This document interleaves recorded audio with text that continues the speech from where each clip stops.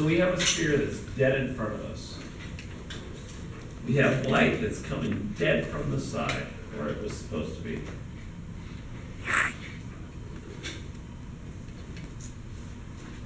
All right, so can you guys picture that you would get that, basically, or that, but you would get a very straight, you'd get a 0 degree ellipse. If this is the light source,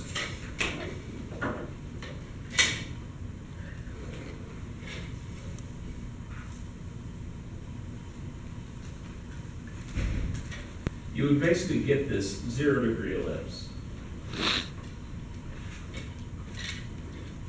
Does that make sense? All right. Now here's what I want you to visualize.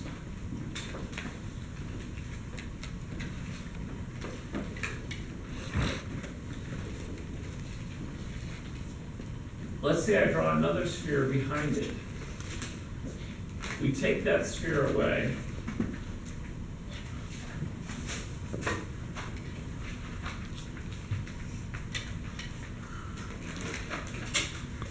And that one is also getting hit from the same light source. So all I've done is I've done this. I've got one here, and I've gone, I've even taken this one and just gone like this. All right? This sphere right now is on the line of vision. So we're seeing it at an exact 90-degree angle. But you see, if I now move it, it's just like taking an ellipse off the eye level. Now, do you see that now I'm going to get a degree change to that ellipse? What degree is this one going to be? Here's how you figure it out. If you imagine a touch point right there, watch.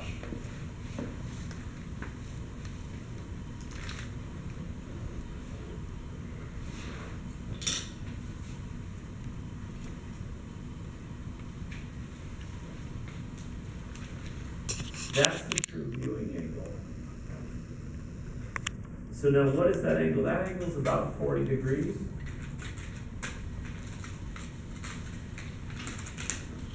So can you guess what the ellipse would be? 40 degrees. Yeah. So you would see something.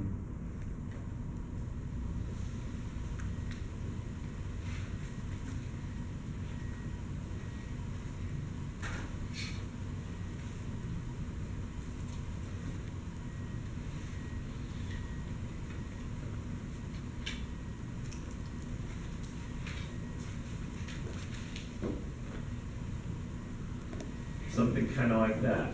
Now notice though, that for the cast shadows, in both cases, the cast shadows are still going to be going out this way. So this is the one case where you can get that thing I was making fun of yesterday, where people draw it like that. Okay, but notice, it's out of the cone of vision. You see what I mean?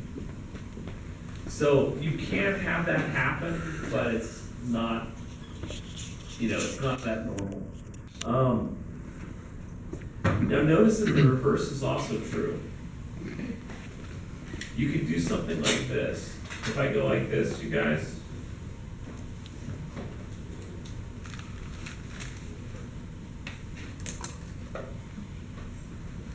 And I have a negative 30-degree angle, and I decide, well, I'm going to put a sphere right here.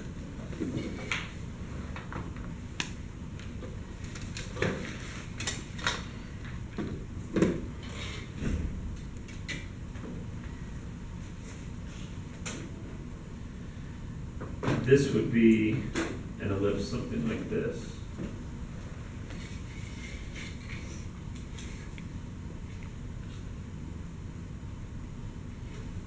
You guys, does that make sense?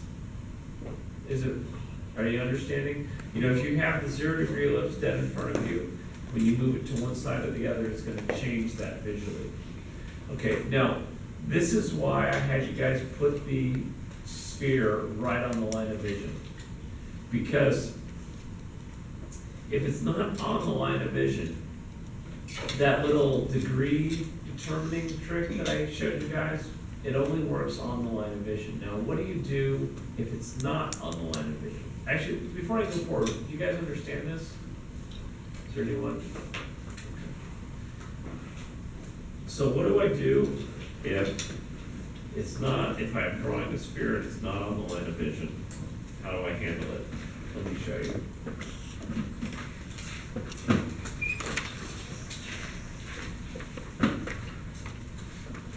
I'm gonna draw this a little bit small so that we can keep everything on the page.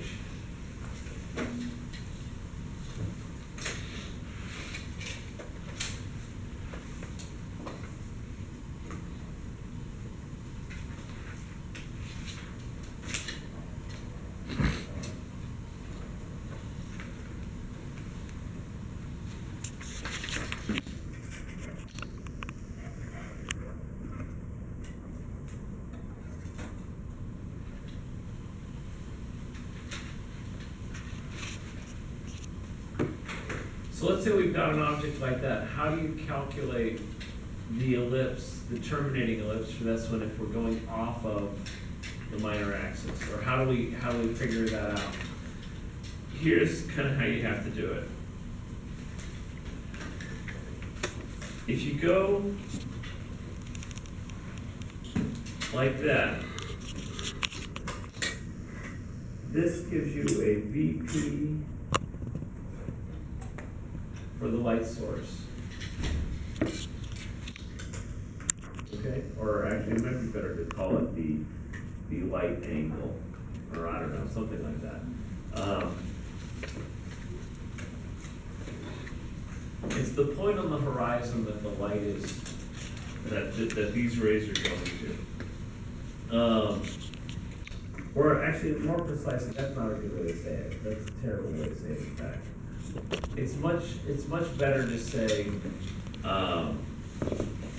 that this is the true angle that the light source is to the object. You know, now we're seeing it in perspective here. Actually, everyone look up for just 1 second, because I think this next part is really important. So this is how these two relate on the ground, and that's a foreshortened angle visually right now. But if I want to see that angle true, as if I'm looking down on it, all I have to do is this, watch.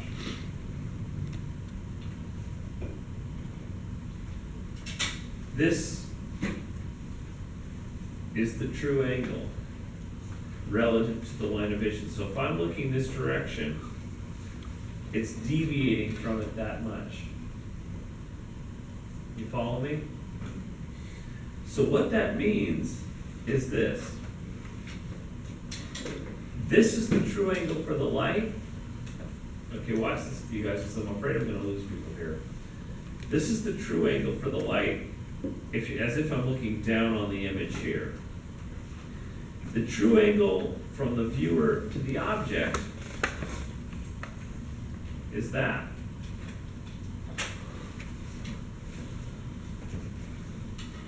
So here's what I want you guys to notice.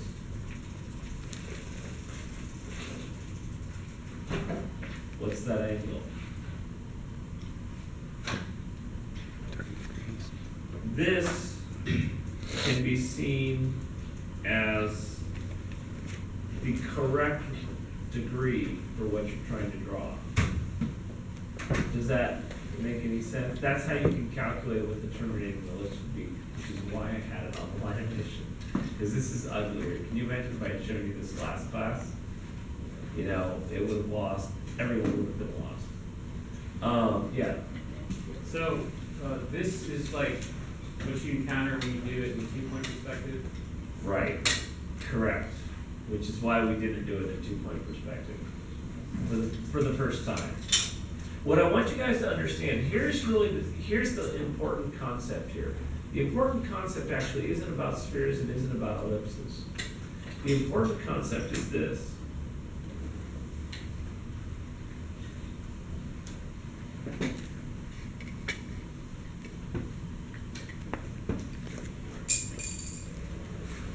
When you're looking down, when you look at the station point and lines are intersecting the station point, you are getting them unedited. So that you can see that, okay, this is the angle at which I'm looking at the object. This is the angle at which I'm looking, this is the angle at which the light is coming in. Now, I want you guys to, I want you to notice something. Notice if I put this here, if I put a cube here, or I'm sorry, a sphere. If I put a sphere on the line of vision, there's no difference here. And this angle is about 25 degrees, so I'd have a 25-degree ellipse if it were on the line of vision. But if I move it this way, you follow me now? Yeah, see, so if this is 25 degrees, if it's dead in front of me, if I go this way with it, now I have to kind of go like that. Does that make more sense? Now, honestly, you guys, for our purposes, drawing it in one point doesn't degrade anything. So it makes it more, it just made sense for the rendering. Just go ahead and do it in one point, put the thing right on the line of vision, we'll deal with it later, yeah. So you're saying for these ellipses, this is the terminator? Okay. Correct, exactly correct. And you guys, let's do this for a second.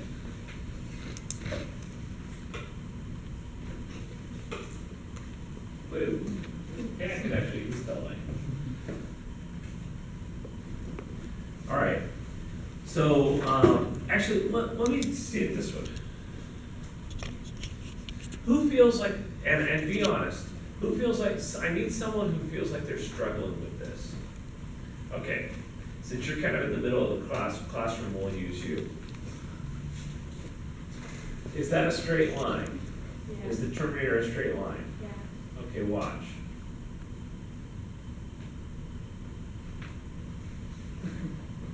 You see this not a straight line anymore?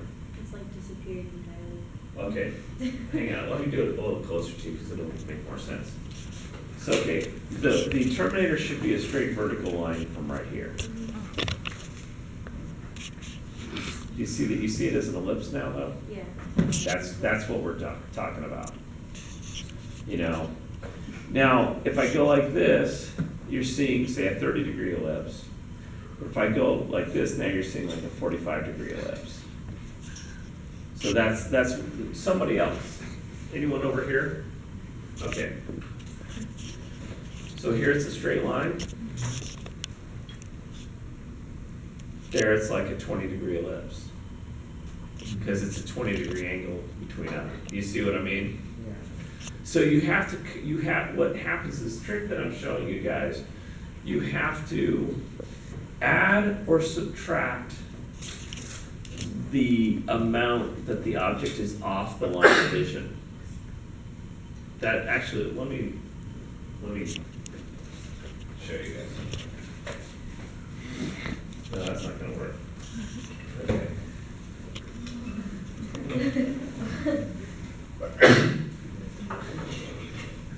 The auto exposure in here is going, what the hell is he doing? So again, if I have an object here, and I'm just dealing with this angle difference, that's about 25 degrees. So this light angle would be about a 25-degree ellipse. Whoops. So this sphere would have a terminator that would be 25 degrees. But if I move it over, actually, or I could have even done it like this, but let me draw it here. If I have it here, this is a 25-degree ellipse because of the viewing angle. But if I move the thing over, now I'm gonna have a different degree and I have to add in the extra amount or subtract it, depending on which side I'm moving it to. In this case, I'm adding it because I'm gonna see more of the sphere in the light. If I put, you guys actually visualize this. Imagine if this ball kept rolling. Do you see that there would come a point here or in here or here there would come a point where this would form a 90-degree angle, and I would see the entire thing in the light. It would be a circle from my, so what matters is it's the difference